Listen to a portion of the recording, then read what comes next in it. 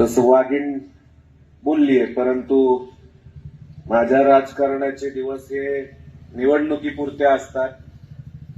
त्यानंतर मी समाजकार्याला सुरुवात करतो किंवा समाजकारण करतो.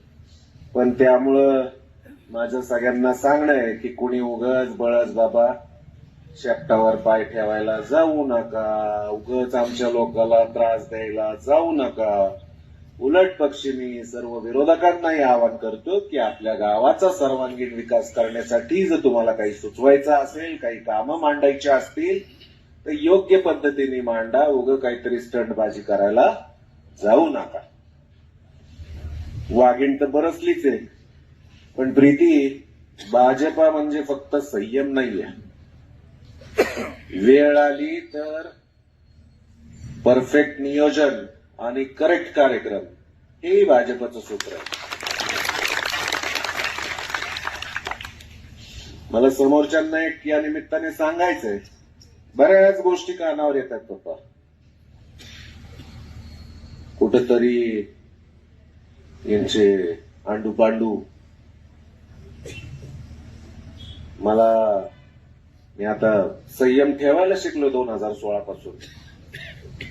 2016 पासून मला नाही वाटत कोणी मला दांडा बिंडा हातात घेतलेलं बघितलं असेल, पण हातात घ्यायचं विसरलेलो नाही आणि चालवायचं तर त्याहून नाही. त्यामुळे मला असं काही जर कळालं, म्हणजे कळत नाही असं बिलकुल नाहीये, पण मी अजून संयम ठेवून आहे. आता ज्या काही निवडणुका झाल्या या गेल्या 2-4 दिवसांमध्ये सगळ्यांना सांगतो, लक्षात ठेवा, नीट ऐका.